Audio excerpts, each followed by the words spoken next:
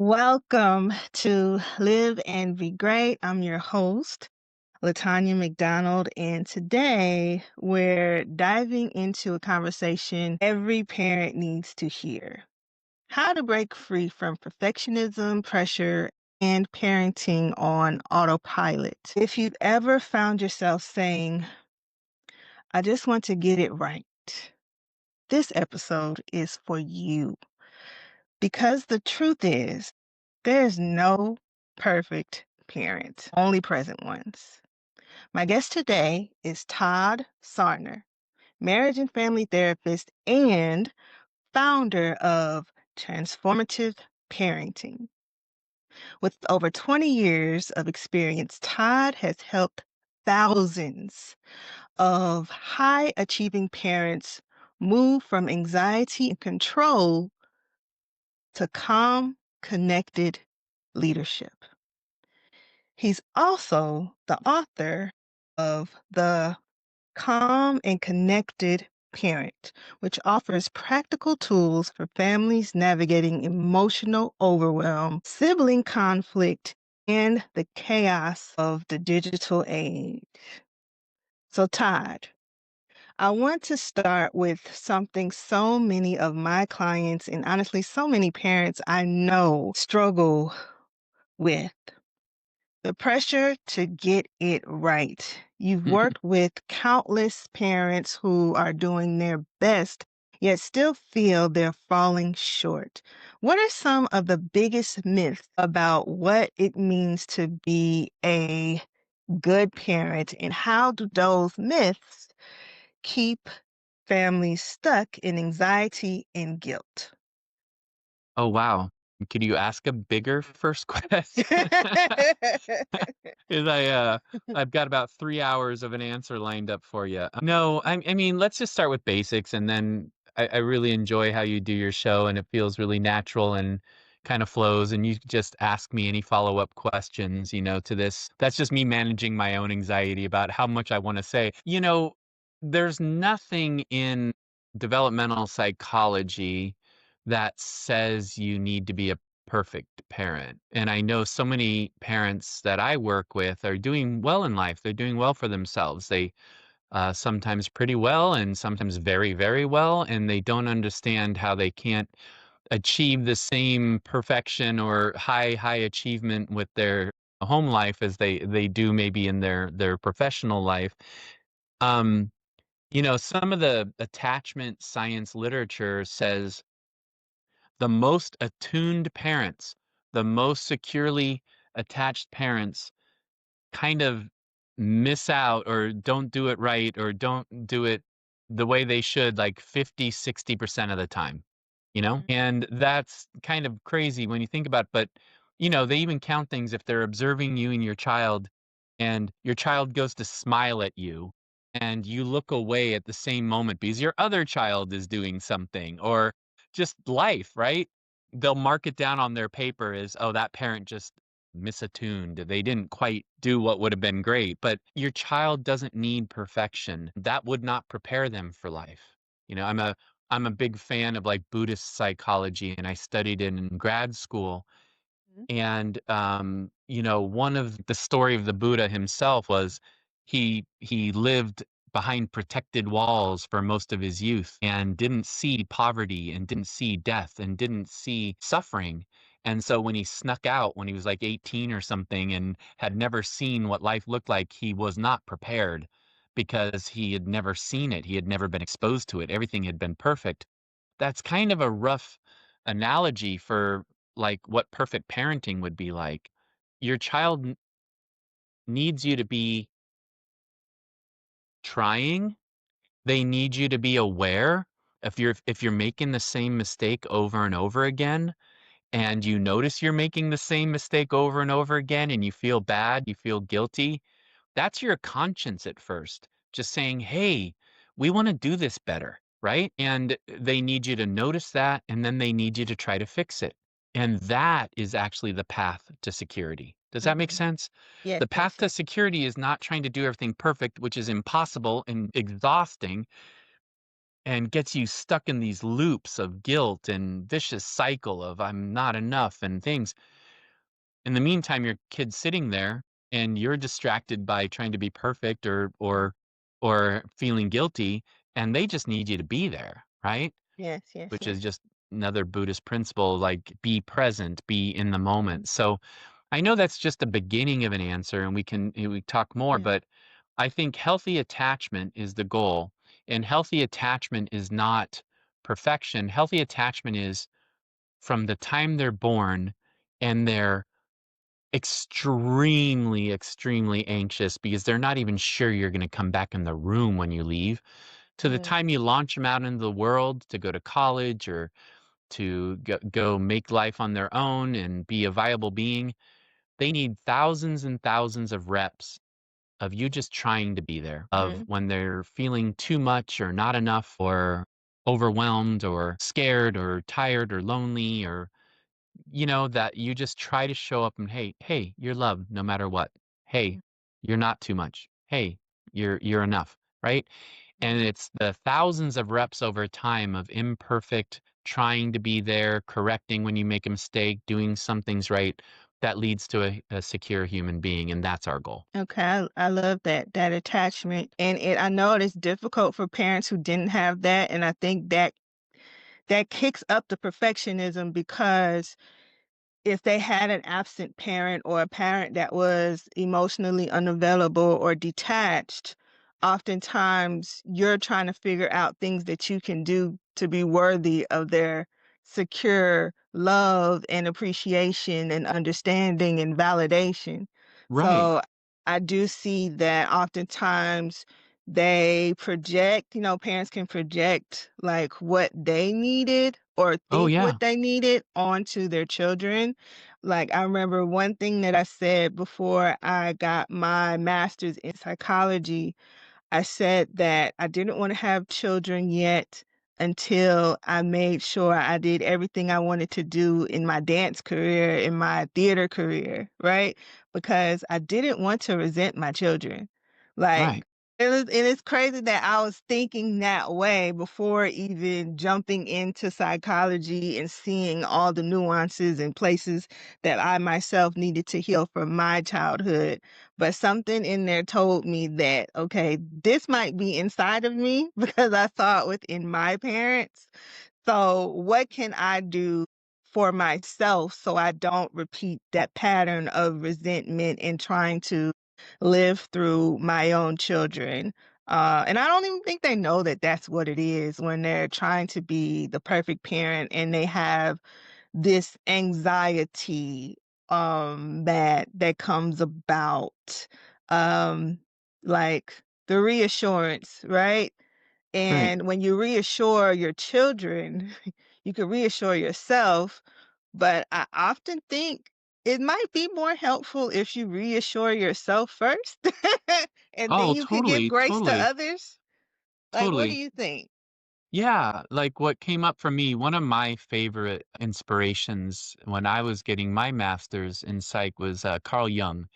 I really, Okay. really liked his work. And one of my favorite quotes by him, that's not the one that came up when you were talking, was until you make what is unconscious conscious, it will direct your life and you will call it fate. And I love that. That's a lot of what psychology is to me, is like we all have unconscious stuff. We all have stuff we picked up when we were little that, because of how we were raised or what we got or didn't get. And until we make that conscious, until we see it, kind of steers what we're doing in life, and we just think it's what it is, right? We just, Mhm. oh, this is just how it is. But the thing that came up for me when you're talking, I actually looked it up real quick on my phone so I didn't get it wrong, is he said, the greatest burden for a child is the unlived life of the parent. Mhm. And that sounds like what you knew intuitively Yeah. yourself. That our unresolved struggles, fears, and passions, things we couldn't pursue as a parent, will be passed on to our kids. So look, Mhm. I know parents, I've worked with a couple thousand, I'm a parent. I know that sometimes they'll hear something like what we were just talking about and they'll go, "Oh, well, I didn't do that completely," or I passed on something. Well, guys, that's just kind of life, is we can we can look at it one way or we can look at it the other way. Um, Anything that I am unconscious about, anything that I am holding, like sometimes I say it's like a backpack. Like we Mhm. have this backpack of stuff our parents gave us or that we got when we were little. Sometimes it was our parents' stuff, Yeah. exactly that they passed Mhm. on to us. And our job is to just kind of keep emptying that backpack of all these things that aren't us, right? And you can feel guilty for a minute about anything you did accidentally or unconsciously with your kids. I think the more powerful, maybe more spiritual thing is to think like, what if that's one of the main reasons we're here? What if one of the main purposes, and I know you know this, I've Mhm. listened to you. What maybe people always, what is the meaning of life? Why are we here? Maybe one of the things is to realize where we're not fully who we want to be and get on the path to being that, right? Mhm. And maybe there is meaning and maybe there is purpose and maybe that is one of the most fulfilling things we can do. Now, different people are burdened with different things growing up. We know this. And some of them are horrible and some of them are horrific. And if you hear somebody saying, well, that's your gift, that might not sound great to you. Mhm. But I'm just trying to say, like, hey, it happened. What we got or didn't get happened. And maybe we find meaning in, to me, discovering who my child needed me to be was what helped me grow up. You know? It's what helped me grow up the things that weren't grown up yet, and that's kind of a paraphrase from the man who mentored me, Dr. Neufeld, who wrote the book Hold On to Your Kids, is that if I can discover I didn't get this, but my kid needs it, and my kid doesn't need exactly what I got, but they need this version of it because of who they are. And right, all kids are different, right? So you have 3 kids or something, they Yep. don't all need the same thing. But if I figure out, "Oh, this kid needs this, and I'm gonna try to be that to this kid," that inevitably helps you heal and helps you grow. And that doesn't mean your kid's job is to help you grow. It's like your journey as a Yeah. parent and you figuring that stuff out is what helps you also. Does that Yeah. make sense, Latanya? Yes, that does make a whole lot of sense. It does help you grow. And, I tried something in my recent years from switching to therapy to life coaching. I switched, everybody, my audience knows I switched because I don't like rules. I went through the same thing. I'm come from a culture, me being a black woman, to where unfortunately the medical guys, it's only based off of a cisgender straight white male perspective. So our disorders or, illnesses and things of that nature, our trauma, it doesn't always show up the way other people's shows up, right? Sometimes our depression, looks like you get up, you go to work, and then you come home and there's kick the dog syndrome, right? Mhm. So that's what that anxiety looks like, right? And it's interesting because when we talked about, what is the purpose? What is your purpose? I kind of like to look at, okay, what if there's a contract, right? Soul contract that you signed and everybody that's a part of your experience is a part of that contract. And then my clients usually say, well, where you going with this? What if you, and I'm like, well, what if you choose your parents? Oh, no, no, no, I could never. Well, wait a minute. Wait a minute. What if, you know, they are a part of who you're supposed to become as you are a part of who they're supposed to become?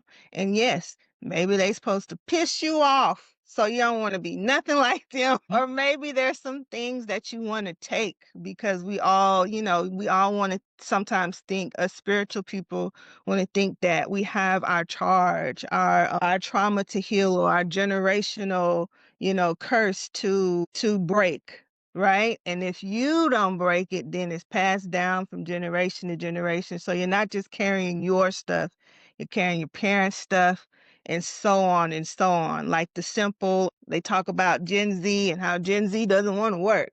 right? Yeah. So there's a part that, well, wait a minute. When I ask those parents about it, I'm like, okay, well, did you come home from your 9 to 5 and complain every day?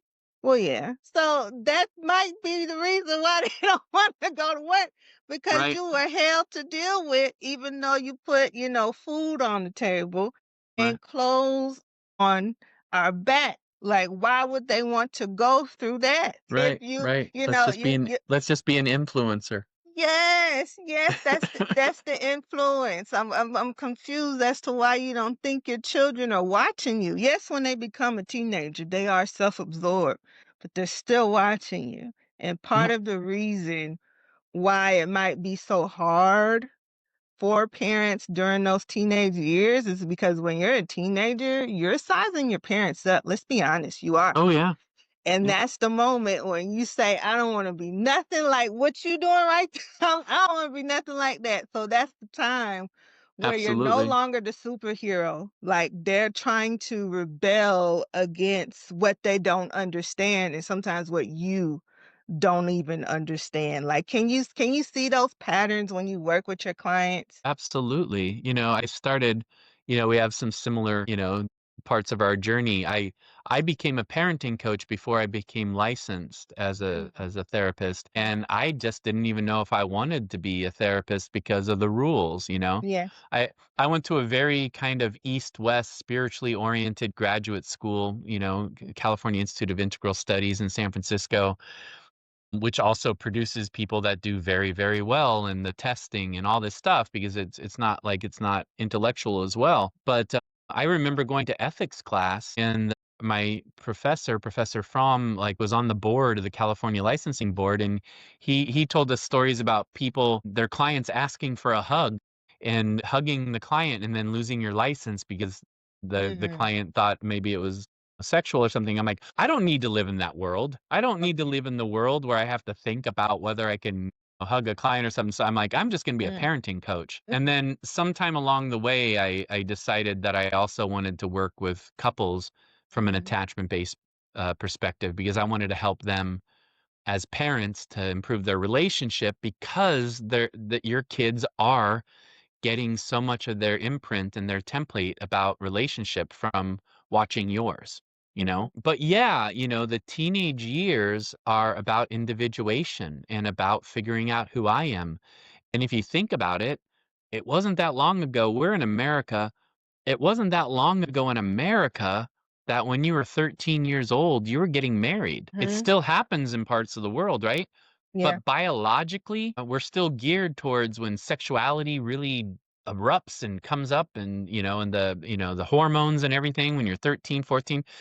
That's nature saying, "Hey, it's time to breed. It's time to, have kids and whatever." And that's in us because 100 years ago, 200 years ago, that's what you did, right? Yeah. Is you got married and in cultures all around the world. But so your kids, your teenagers have that drive still that when they become 13, 14, they need to become their own person because it used to mean you wouldn't survive, you wouldn't thrive, you wouldn't do well in life if you weren't ready for it when you were 13, Mhm. 14, 15, right? So Right. your kids have that drive and they also have this drive happening at the same time towards justice, right? Mhm. I remember everything for me as a white kid growing up in San Jose, California. I was obsessed with justice and civil rights, and Martin Luther King was my hero, and things like this when I was little, and I saw it. I don't even know if I understood race. I just saw him as an underdog who was fighting for what was right and fighting for Yeah. justice. You know what I mean? Yeah. But yeah, I see that in my clients. A lot of my clients, when they see their kids starting to individuate and say, I want to do it my way and stuff, a lot of my clients who are doing well for themselves, they kind of back off and go, okay, I guess we're Mhm. done. You know, I Yeah. guess you just do your thing now. Right. And that's Mhm. not what your teenager needs either. You know what I'm saying? Yeah. Is your teenager needs you kind of more than ever. They just need you Mhm. to relate to them differently. You Mhm. know? They need you not to act like they're 5 anymore. They need you to give them some space to make some decisions and to figure out who they are, you know? It's Yeah. called, in science, I didn't learn this in grad school, I learned it after, I don't know if you ever heard of it, but the orthogenetic principle. Re And the orthogenetic principle is Mhm, this thing that exists, like, in cellular biology, mhm, but to me, it exists in all growth, and I see it in spiritual traditions as well, that the first stage of relationship is merger, right? So think about okay. falling in love or the Mhm, way a parent and a child are when the child is very young. There's not mhm, a lot of separation of you and me, right? mm, When you get together with somebody or when your kid's really young, there's just us. You know what I mean? mhm. Yeah. And I'm not trying to be different. I'm trying to be like you. But Mhm. then the second stage of growth is individuation or separation. I have to figure out who I am. I have Right. to figure out, like, what do I think compared to what you think? I need to figure Okay. that out. And that's the teenage years, you know? But then there's a third phase in relationship, which is integration, which is I can figure out in a healthy way, I can be me, you can be you, and we can be an us. You know what I mean? Right. It's Yes. not this, we can't be separate, and it's not this, we have to be separate radically. It's this, like, space where it's like, if you and I are best friends, Latanya, it's I don't have to think everything the same as you. I don't have to agree with you on everything. I can let you be you, and you'll let me be me, but we also have this sense of who we are as friends, right? Right. And that Mhm, could be you and your child, and that can be you and your partner. That's mhm, healthy boundaries to me, you know? But it doesn't happen without that process, you know what I mean? mhm. It doesn't happen with maybe we merge at first, and then maybe we figure out how to be a little bit more individual, and then we figure out how to, like, relate to each other in a more healthy way. Yes, yes, a more healthy way. A more healthy way. It's very, very helpful, especially seeing the leadership dynamics in which child feels like they have to have to live up to all the parents' expectations. And then Yeah. you might have a child that wants to rebel against all of it. Oh, yeah. Well, That yeah, can the bump trick heads of it with. is yeah, Mhm, like when they're teenagers and stuff, but kids go through this at other phases too. The trick is keep that attachment, keep that mhm. sense of connection. The whole world runs on that, right? Yes. Cultures all around the world do this better than America, right? Mhm. And I'm not trying to bag on America. I'm just you go anywhere in the Yeah. world and people will have a whole ritual of spending a few minutes getting connected before anything else. Everywhere, right? Mhm. Yes. I went to France when I was like 19 years old, like right after high school. And Mhm. everybody told me the French are rude. The French are rude. They're really rude. And I read this book called Cultural Misunderstandings. And they said, look, what's going on for the French people is they don't want to go straight to business. If you walk into a shop to get a croissant, you're not supposed to go, hi, can I have a croissant? They consider you rude because you didn't take time to say hello. Yeah. You didn't take time to relate, right? And so if you don't do that, they think you're rude and they're just reacting to that, right? But you look at Africa, you look at Central and South America, you look at Tibet, people sitting down and having a cup of tea before anything else, or spending 5 minutes doing like a certain hug first and then talking about small talk. But people don't do that with their kids sometimes, or they don't do it with their teen, you know? Right. Your teen still needs you to relate to them. Your child still needs you to connect first. But when they're teenagers or when they're in times of life where they're trying to feel out who they are a little bit more, they Yeah. just also need you to give them a little space to figure out what they think. And the truth is if you have a good relationship with your loved one, and if you have good values yourself and you're trying yourself to have good values, you'll find that your child usually comes back to them, Yes. right? They Mhm. just need to find the way to them themselves because they won't be as meaningful if they don't come to them themselves. That makes sense too? Yes, Because it if I'm does. just copying what you do because you do it, that's not really coming from in me, you know? I need Yes. to kind of figure it out. So I hope I answered your question in there No, you somewhere. did. You You're did. asking You good did. ones that make me think of like 5 different things at once. It's okay. I'm an ADHD person, so this is a safe space for you. Trust Nice, and believe, nice. okay? I'm over in Timbuktu somewhere off of one word. That's just how I am, right? That's That's the all right. warning. But but I definitely understand. Um and the differences I do remember having to tell parents because it's interesting when I was doing my internships, my practicum hours.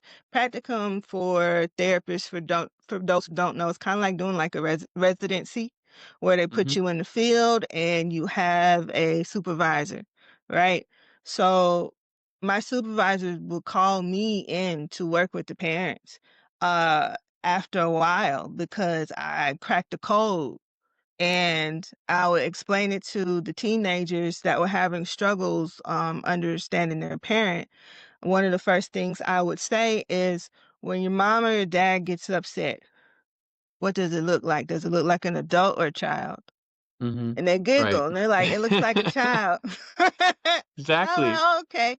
I said, that's who's raising you right now, right? In that There's some moment, yeah. unhealed trauma there. There is Right now, you see a little boy or a little girl that is screaming for attention. And until somebody acknowledges that little boy, that little girl, they're going to tear everything up, Yep. right? It's not a fully developed, fully understanding of their own stuff parent right now. They're just going through the motions. So it's Yep. nothing against you. You're not a bad person. You're not unworthy. It's just they can't hear you right now until somebody cracks that, right? So I Yep. say, bring them in and let me talk to them. And as soon as I say, tell me about your childhood, Mm. there go the tears. Yeah. And all of a Yeah. sudden, they can now relate to their child, right? Mhm. Well, I used to like girls back in the day too, but Yep.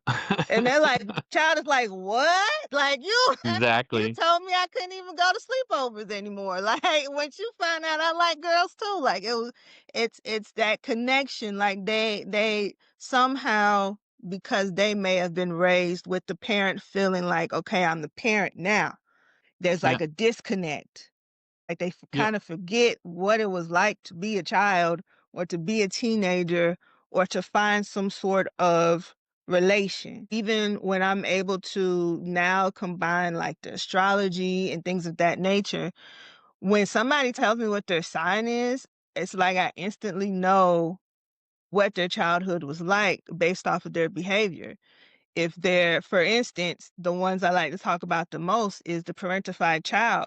Usually Yeah. the Virgos, hands down. If you see a Virgo, they anxious, right? And they're taking care of the whole entire family. That's Yep. usually what it is. They're Yep. usually the parent.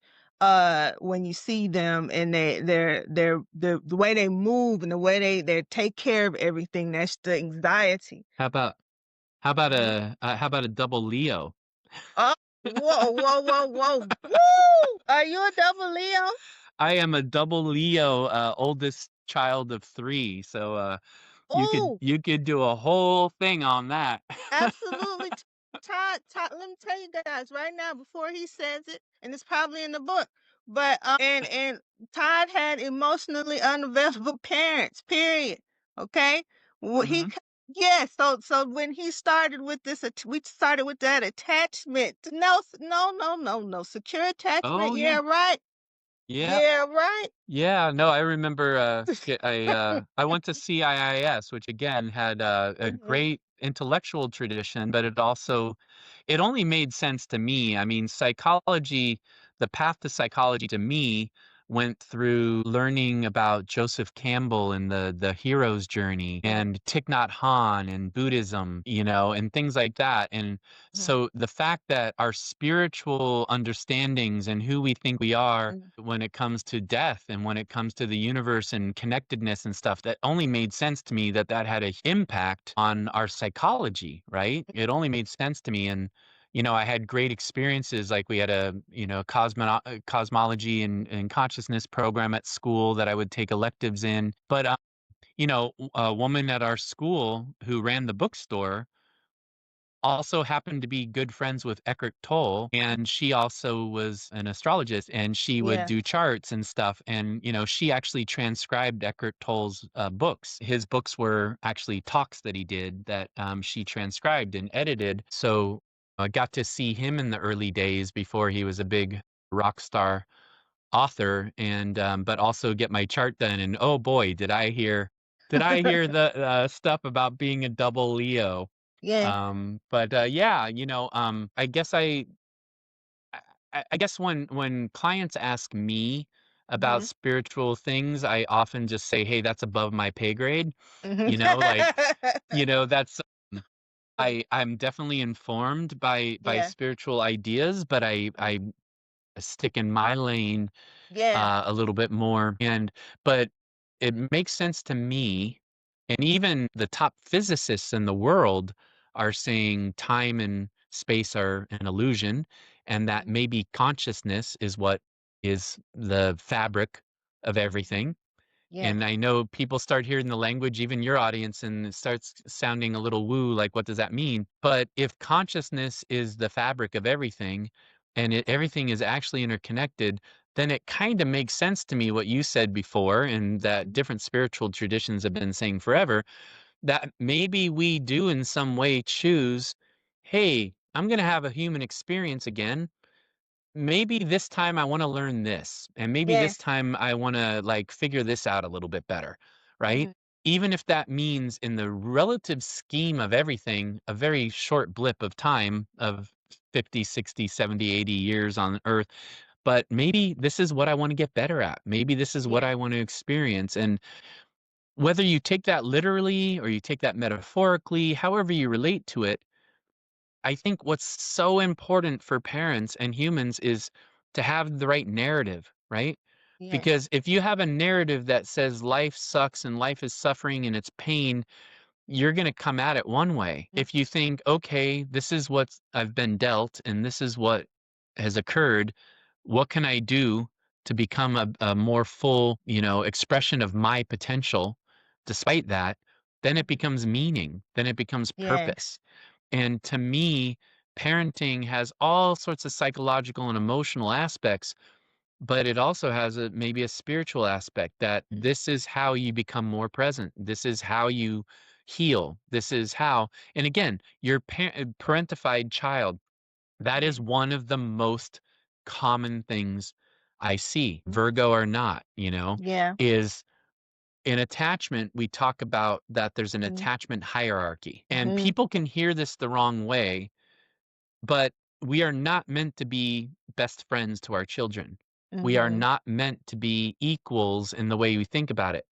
We Mhm. love them, we cherish them, we're informed by what they need, but we are meant to be in what we call the alpha position, which is not a dictator. It's a benevolent leader. It is a leader. It's my job is not to make you happy. My job is to take care of you. My job is to Mhm. make sure you get the nourishment physically, emotionally, psychologically that you need to thrive in life. Like, Yes. that's my job. I hope you're happy. That would be great. I try Mhm. to be empathetic. I don't believe in punishment. Punishment's not Mhm. effective, let Mhm. alone moral. But Yeah. I'm going to set limits, and I am going to teach you right and wrong because that's what you need. And it helps you Mhm. feel secure, right? But that all leads me back to what you said about parentified Mhm. children. Children, when parents, I'm sorry, are not in that position, when they're Yeah. not in the alpha position, when they're not what I call a mama bear or a papa Mhm. bear, they're Mhm. not like that kind of vibe, then the more sensitive kids are going to feel so insecure by you not being in that leadership position that they're going to take that position themselves. They're Yes. going to start bossing you around. They're going to start telling you what to do. And then you might start Mhm. thinking, oh, my kid's a boss or my kid is confident. Well, that's not usually true. Okay. Like, Mhm. don't get me wrong. I'm not here to step on kids, suppress kids for their spirit, and God bless Mhm. a boss, Yeah. Yeah. especially in the way Beyonce was talking about it for, Mhm. for a few years there. Mhm. But usually what it is I don't like, I had a kid, I don't know what to call him. He's still in my life. He's a hip hop artist and he Mhm. also works with kids like himself. I met him Mhm. in a group home when I was a line staff in my practicum when I was younger, and he used to boss the line staff around. He used to Mhm. like, and a lot of them were big football players that they Mhm. recruited just because these were big teenage kids that were level 14 in California, which means they were just this far away from being incarcerated. Mhm. This kid was a big African American kid. He's like Mhm. 6 foot, like at 15 years old, Mhm. you know, and he used to just start bossing people around. Mhm. And he used to ask me to sit with him when he wanted to go to sleep sometime. If we had extra like line worker, he Mhm. would like, he had like mental disturbances sometimes, and I would sit Mhm. with him and just talk with him.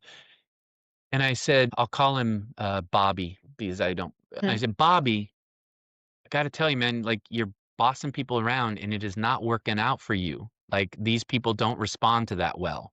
Mhm. They think they need to be in charge. They need to be dictators. It's not working out for you. Mhm. And I'm like, why do you do it? And he said, Todd, sometimes I feel like I'm in the back seat of a car and it's going fast down the hill and nobody's Mhm. driving. Mhm. And if I feel like nobody's driving, I get behind the wheel. I just thought, oh my God, that is so profound for a 15-year-old kid Mhm. to be able to Mhm. describe that feeling, right? Yeah. But that's just one way of looking at this parentified child thing sometimes is Mhm. if your kid is insecure and they're sensitive and they don't feel like you're large and in charge in the right way, they will start being large and in charge, and that's not what they need. You know what I mean? And Yeah. so people will come to me and they'll be that way in their relationships, or they'll, it's not working out in their life. And it's Mhm. because they had to learn to be in that position when they were little. So, kids need a good, calm, present leader and Mhm. not going back to the beginning, one who is perfect. They just Right. need you to kind of have the attitude of, I got you and I'm your answer. And I am not perfect, but I'm still the best you got. And I'm just going to keep going and I'm going to stay out ahead of you. And I'm going to try to think in my head when something comes up, what is it in this moment to take care of my child? Not what do Mhm. they want, not what does my programming or my backpack or my parents' voices tell me to do. What in this moment would actually take care of you? And that's what my work is usually designed around, like help parents get in that state, get in that Yes. alpha state of not perfect, Leadership. but Yeah. I'm your answer, you know? And this is perfect because I was thinking before you went into it that that's one of the things that Todd talks about in his book is the alpha leadership, being confident in your home rather than, swinging between control and being permissive. And, out there, gentle parenting is getting a bad rap. And I think people misconstrue it as hands-off parenting, like there's no Yeah. rules, No. And that's just there's not no true. pushback, and it's not true. We're saying stop, you know, beating your kids and learn some Yeah. emotional regulation, because if you Yeah. can't regulate, because that to get that angry to want to inflict pain onto someone, or especially someone you're training not to hit you back, right? Like that is a disconnect. You know how when they tell kindergarteners don't hit, use your words. It's the same thing. Like you have to find a better way that challenges their mind versus I'm going to just let out my anger because my anger, but I'm not taking the time to truly process my emotions. How can you expect your children to do the same? Like you're going to be looking in a mirror when you get to that point and you want to ask, okay, well, where did they get this from? You. It's you Yeah. No, who they got it from. yeah, you bring up so Mhm. many good points there. And just to try to touch quickly on them, like, here's good news, bad news, everyone. And you know this from your training, Latanya. Like, when you are deeply attached to somebody, whether it's your spouse, your husband, your wife, your spouse, or your child, your nervous systems are wired together. Okay. It's really hard to explain how this occurs, but a trained person in this knows because, like, um, I'll be doing couples counseling, and one of them will yawn, and the other one will yawn within 2 seconds, right? Mhm. That is an indication that your nervous systems are wired together. Best friends do that too, you know? Yep. Um, one of them will have a fight or flight reaction, and the other one's not even looking at them, but they feel it and they turn their head like, "What?" Right? That's how your kids are too. So the good news is you have more power to regulate your kid than anyone else, but you Yes. also have more power to dysregulate your kids than anyone else.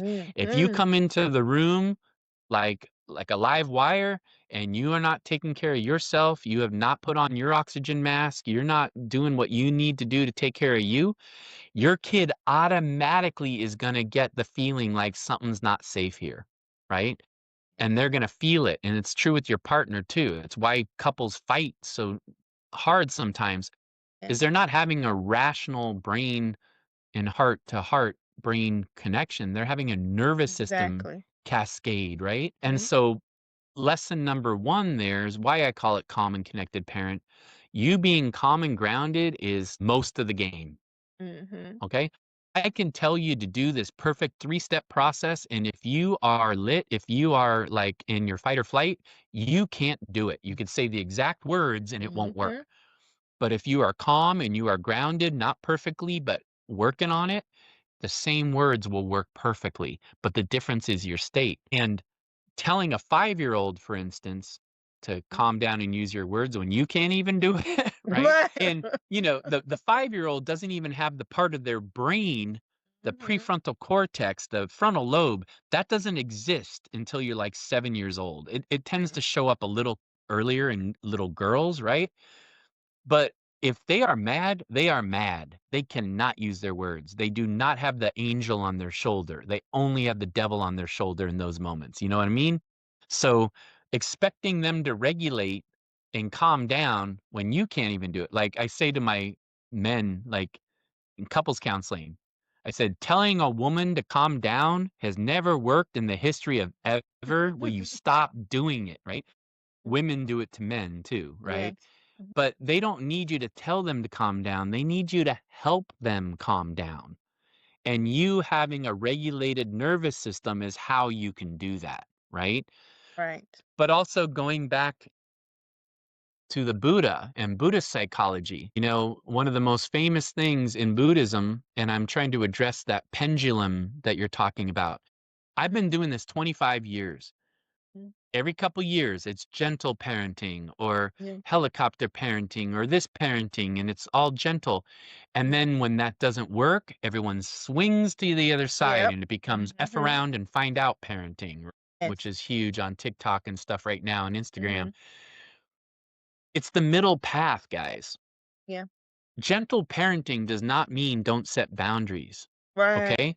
Like, how Mhm. do you feel as an adult if Mhm. someone in your life has no boundaries?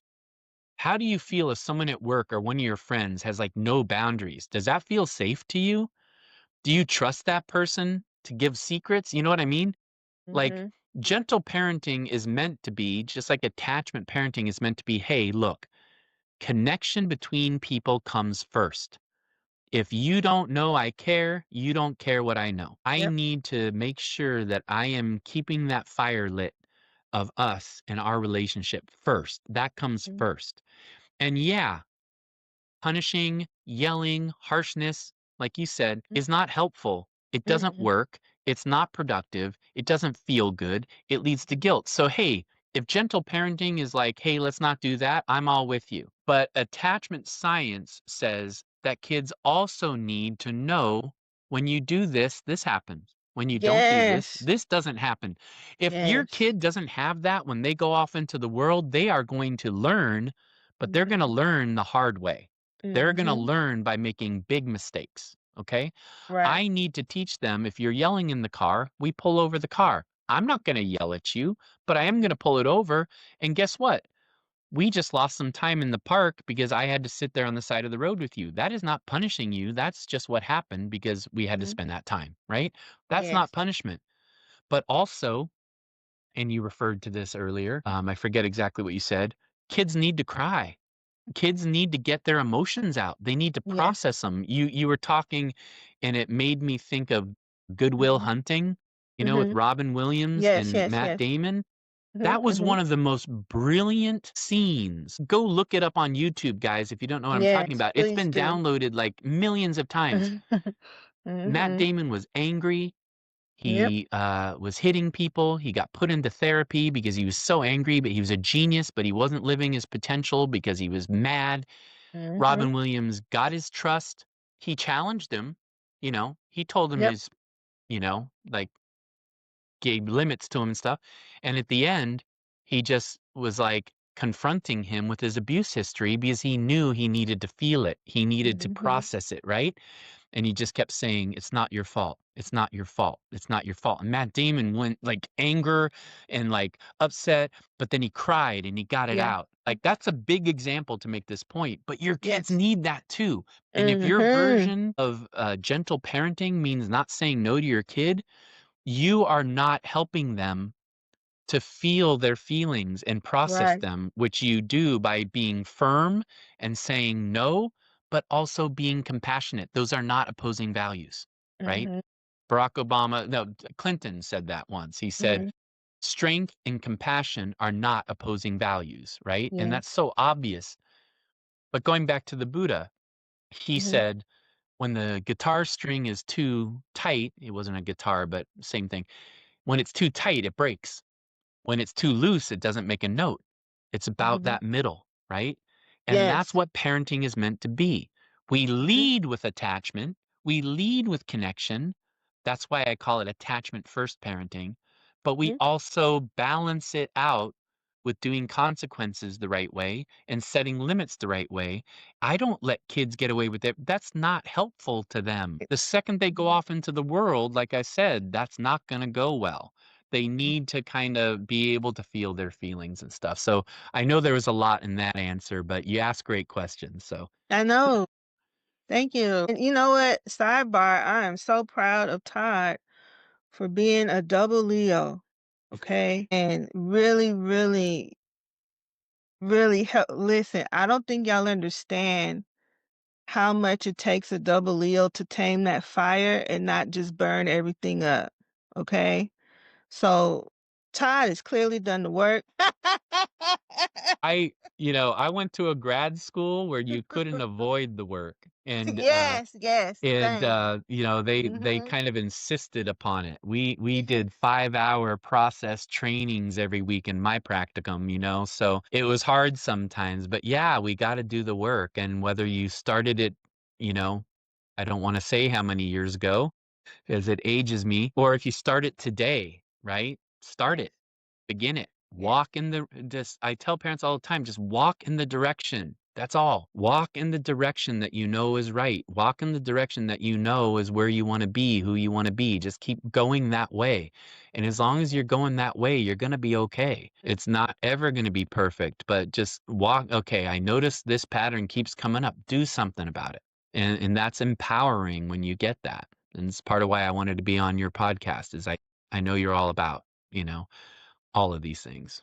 Yes, all about these things and telling the truth and being honest. Even if it's uncomfortable, like I don't mind that part of it being uncomfortable. That's my actually my favorite part is the uncomfortable part because then we see the vulnerability, then we see the truth, right? And I love the alpha leadership concept in Todd's book because it doesn't tell you that just because we're saying parent with more consciousness, not to parent at all, right? Like you still are the leader, you still are in charge.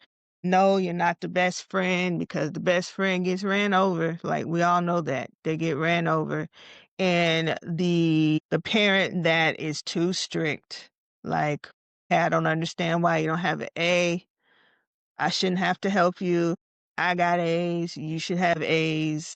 And not really there emotionally. Like, I love the fact that Todd emphasizes, yes, food, stability, but that emotional part, like, he doesn't leave out the emotional needs of your children.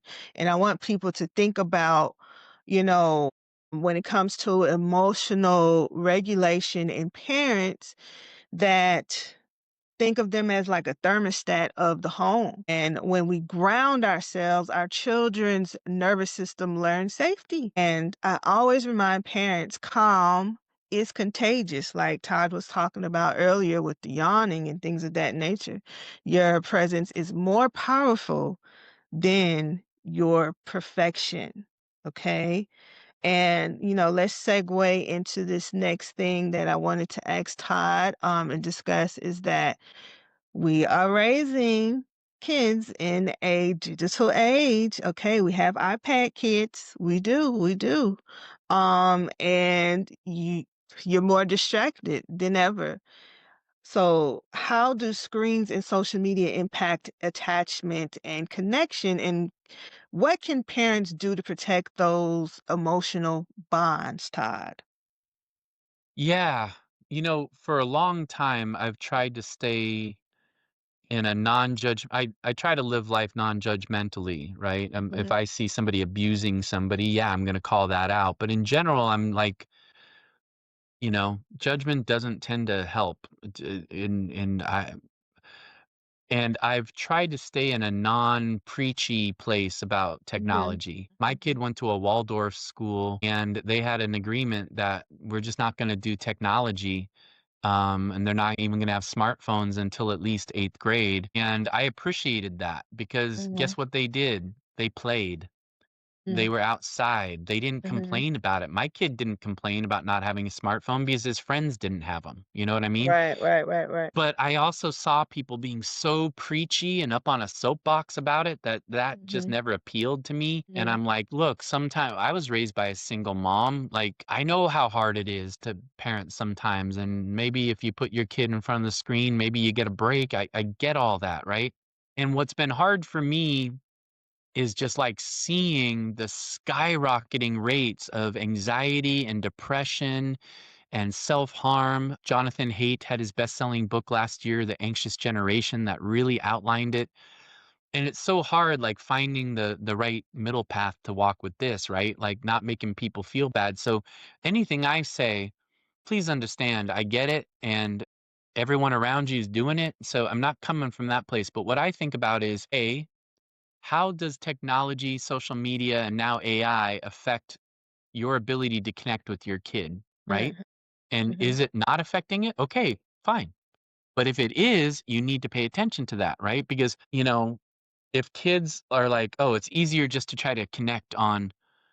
I used to work with kids in group homes when MySpace came out, right? mhm, And all of a sudden these kids, inner city kids, were just like, I want to go to the library. And they didn't even have a library like where they came from, like sometimes. And they're like, I want to go to the library. I'm like, oh, these kids want to go to the library. That's great. But they wanted to go to the library because they wanted to go on MySpace on the computer because they had this like mhm. feeling like they had 600 friends. You know what I mean? Yes. And they Mhm, didn't have 600 friends. They just had the illusion of having friends. And it was easier to do that than mhm. trying to relate to a human being like you and I are right now, right? Yes, That's yes, yes. that's tough. Mhm, Like you and I could disagree. You could tell me you don't agree with what I'm saying. You could, right? mhm, That's mhm. always there when you're talking to another person. Or Right. again, you could be like my best friend. I could be, hey, Latanya, I want to hang out with you. And you could be like, nah, Todd, I don't want to hang out with you. And that, how would that feel, right? So it's Mhm, easier to go on the screens. Now I'm getting calls from parents that are discovering that their kids are going to ChatGPT for advice and like mhm. on really intimate things. And like, Yeah. and then we hear news stories like a month ago, like a kid committed suicide and he was in Mhm, dialogue with ChatGPT and ChatGPT was mhm. like, go ahead, do it. Right. Right, right, right. And now that's an extreme that Mhm, doesn't represent everything that's happening, but it's usually like a tip of the iceberg that tells you something's coming here, right? And it's going to be younger and younger kids. So all I would say is please understand that one, technologies can be a distraction from the harder work of human interaction. You talked about it a minute ago, Latanya. I could go on for an hour about what you said, but there's peace and there's conflict. And a lot of times people are trying to avoid conflict because they think it's peace or conflict, right? mm. But there's something in between. And you Yep. were referring to it. And what I call it is tension, you know, Mhm, is there's a spot where maybe we don't get along. Maybe we're disagreeing. Maybe this is something that's uncomfortable for me. And that zone of discomfort and tension is where all growth happens, right? I can't grow without coming up against something that's tense because I don't know how to do it or it's outside of my belief system or something, right? That is necessary for growth. That is necessary for resilience. And if I'm avoiding that by using technology and avoiding human interaction, I'm not getting that, right? And then after that, there's all these capabilities and maturities that I need to develop as a human being. Like I need to be able to weigh out things and different opinions and how I Mhm. agree or don't agree. I need to like figure out what to do with when I'm bored or I don't have stimulation. I need to be creative. I need to go through that goodwill hunting process of feeling my feelings and learning to process my emotions. And what I just say to parents is it's like we're cutting off all of those processes by putting our kids in front of screens too much. Does that make Yes. sense? Yes, yes, yes. So if your kid is like strong in their connections, they will come to Mhm. you first. If your Mhm. kid is creative, if they're able to feel their feelings, well, then Mhm. maybe they will use technology for good. They will Yes. use technology to figure out how they can make better connections and they can do Mhm. good things and they can be creative. But if your kid doesn't have all those things yet, they're going to go to technology as a substitute, Mhm. right? Like, I don't learn how to deal with tension and process things if all I need to do is hit reset on the video game Yep. or, like, block a person or whatever, right? I Mhm. don't go through that. So I hope that it's such a big, big answer. I do training on this, like, for a couple hours. That's what my concern is about technology right now, is it's Yes. like having dessert before we have dinner. Your kids Mhm. need a full belly of connection and these growing processes and these things that they can do that they're creative and they're resilient and adaptive. And unfortunately, technology can get in the way of that. So parenting was already hard. Raising a Yes. child who thrives in life was already hard. But if we are kind of turning them over to peer culture and we're turning them over to technology, it Mhm. does have implications for how they grow. So I try not to be up on a soapbox about it, but I just try to inform parents, give you the information, and you're the parent. Make a decision based on what you know. But so Mhm. often we make decisions on not knowing and just what everybody else is doing. And that's Yes. what I hear from parents all the time. I wish my kid wasn't addicted to technology, but everybody else was doing it, so we did it, you know? Exactly. Decide what's right for you, decide what's in alignment with your values, and Mhm. then have the courage of those convictions and find other people because I guarantee you, you have people in your life who also feel like you do and who kind of have an instinct that you want your kids playing and having more downtime and not being on it as much. And if you just find a small village of those people, you can kind of, help support each other, you know? Yes. I love that. I love that. And it's so important. I often encourage families to create spaces where times and there's a time and a place for the devices, right? Like you can like get some hope because it's messing with you too. Like a lot of people's memory are getting worse. Like Oh, Google yeah. already, being able to Google everything was already a thing. Right. But when Being you able to can't even figure out remember, answers. Like yeah, your brain doesn't know how to figure out answers as much when you're just given exactly. answers, When you're you know? just giving answers and it's people the GPS, right? People don't re if their phone is dying and they're in the car, you can't remember how to get home.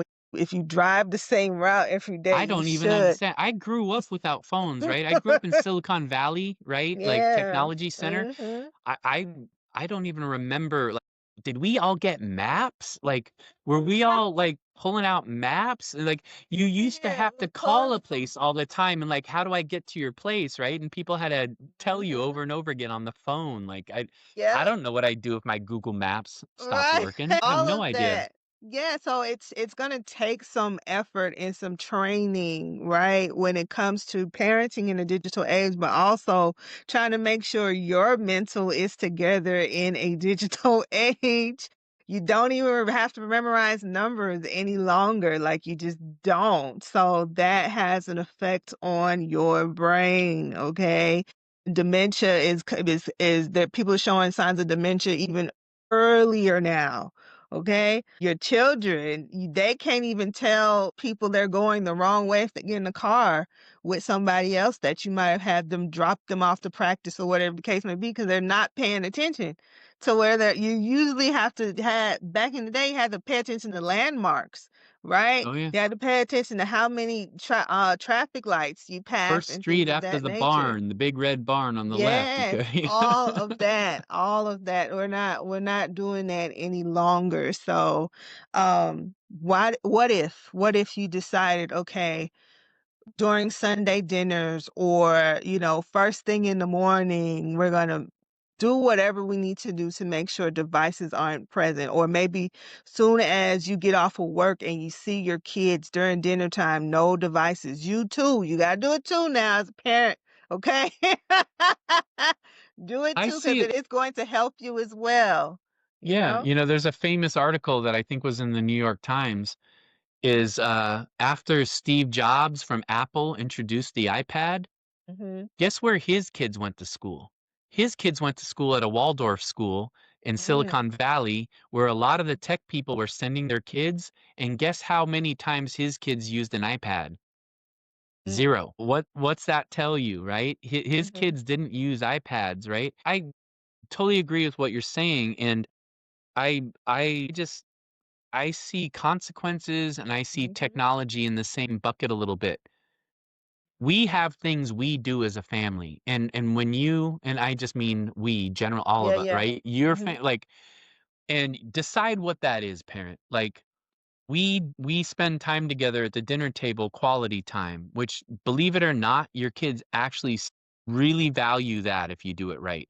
Just like Mhm. kids actually value doing board games with their parents, even if they're teenagers, if it's just part of your culture, they would do that. Yes.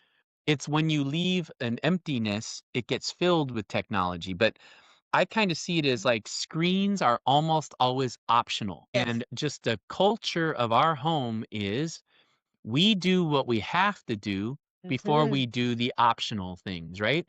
We have quality time together. We talk, we actually connect because we just need that. If we don't do that, just like that French example I said, we're not going to get along. So I actually want to hear how your day went. I want to hear what everyone's doing. I want to connect.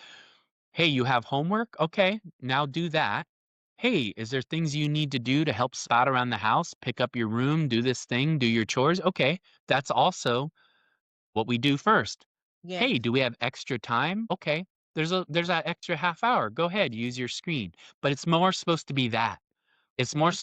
supposed to be we do what we're supposed to do, what we need to do, and that's not a burden. That's just what we do.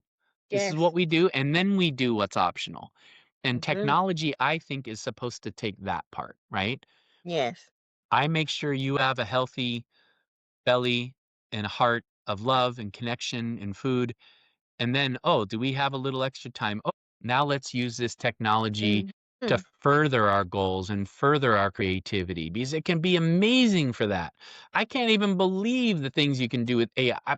I grew up in Silicon Valley. I was on a documentary about kids using computers when I was like Mhm. 13, right? I wasn't Mhm. that good at computers. But even I am sitting here every single day going, ChatGPT does what now? I can create a slide deck of a presentation with like typing a paragraph. Are you kidding me right now? I used to spend like weeks on that. It can be amazing, but we need our kids to be grounded in connection and we need them to have good functioning brains and hearts. And if they are grounded in connection and they have good functioning brains and hearts, awesome, Yes. awesome. Let's just make sure we don't put the cart before the horse. Let's just make sure that those things are there first. And then let's let them use them as tools where they can change the world, you know? Exactly. Then let us use them. If you can't be on there, if you can't monitor your kids, you probably need to rethink doing things that just because they're common, that they're going to work for you. Like be realistic with your situation and what works for you. Okay. If you're a person that works 50, 80 hours a week, maybe. Okay, there might need to be some more restrictions that are trained, and if you train the earlier you train them, the better. Okay, when it comes to their dependence on technology, the earlier. Even if you need to get your kid a phone that doesn't have the internet, parents are doing that now. My kid had, yeah, yeah, my kid didn't have a 'Cause smartphone they first. know their children. Okay, Look, so. yeah, we didn't even talk about it, and I know we're running out of time, but, like, Mhm. it's an addiction like anything else. It's a Yep. dopamine addiction, and one of the biggest problems we have in our culture right now for adults and kids is dopamine addiction. Yes. Like, if I'm just getting a dopamine hit from being on technology and the algorithm and what the algorithm is bringing up for me, then regular human interaction or being out in nature is boring to me, Mhm. right? I kinda think of Yes. it as like sugar, like, I have a problem with sugar sometimes. I Mhm. love sugar, and Yep. if I'm eating it, I want it. I want it. I want it. If I'm not eating it, I don't want it at all. Other people have experienced that. Like when you cut out sugar, you actually notice, oh, I don't really want it. But it's like drugs and stuff, dopamine hit. People do cocaine and then their brain expects this level of stimulation. And if I don't get this Exactly. level of stimulation, I'm like I hurt, right? And you're raising that endorphin dopamine bar. Technology does that too. It kind of raises that bar. I went into my favorite beer pub here in town months ago, and and I'm not saying I'm above it, Latanya, I do it, but every single person at the bar was on their phone. I'm like, "Why did we come out here to spend more Yep. money on a beer or something, that I could have at home just to be on my phone?" And it's because, it's easier than turning to the person next to you and, "Hey, what's up?" "Who are Mhm. you? What's going on?" So anyway, I went off on another tangent, It's but okay. Listen, I tend to do that. I have that effect on people. You I do. specifically have that effect on Leos. I was raised by one, okay? Specifically with Leos, me and Leos, listen, they'll comment under this post, everyone that I know, all of my Leo besties, on the phone for hours, okay? And I'll leave you on this note. My son's mother, Mhm. Leo, my son, Leo, right? Wow. So there's a whole bunch of my son is July 3rd and his mom is July 27th. And Yeah. so there's a whole bunch of Leo energy going on.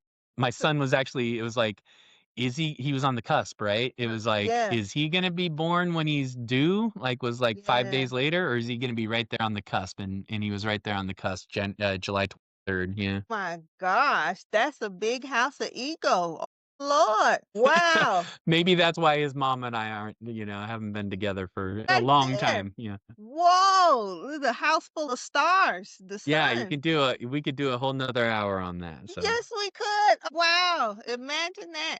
Well, before we go, I would like for you to, for the parents listening right now that are ready to move from control to connection, what are one or two tools they can begin practicing today to create more calm and emotional safety at home?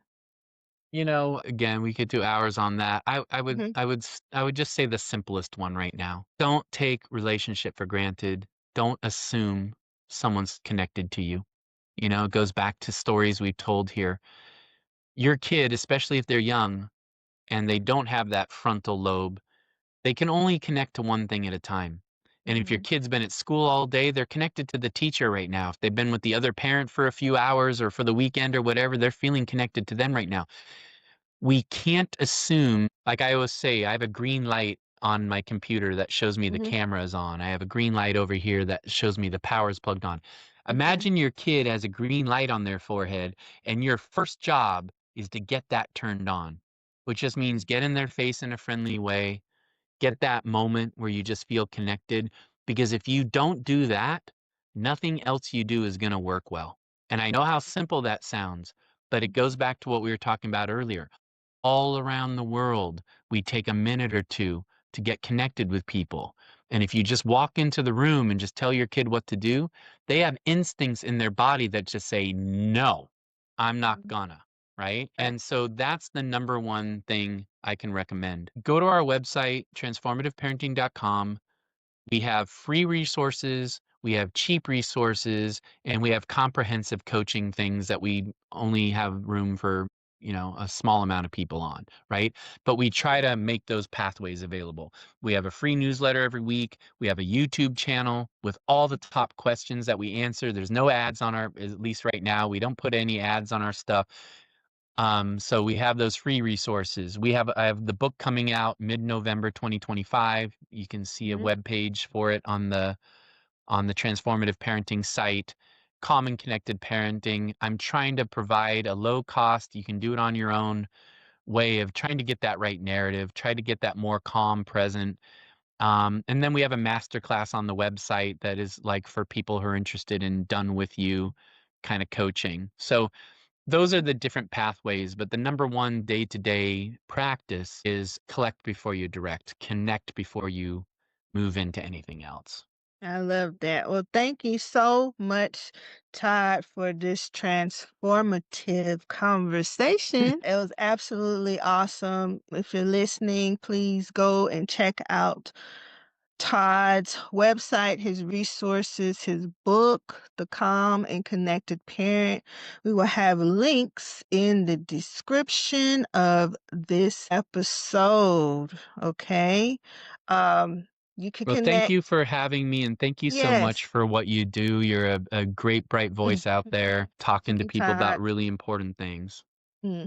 Yes, of course, and we gotta have you back because I would love to come back. It you was great already teased conversation. you teased everybody when you said you can go on for hours, so now you I have to really commit. can. I love talking about this stuff, and I love talking to people who have a unique perspective and a unique point of view, and they're bringing truth to people. So, yeah, Yeah. we'll talk again. I'm sure we will. Of course, of course. Thank you all for tuning in. Share this conversation with someone who needs it. And until next time, give yourself permission to live and be great. Okay, let me go ahead and turn this off.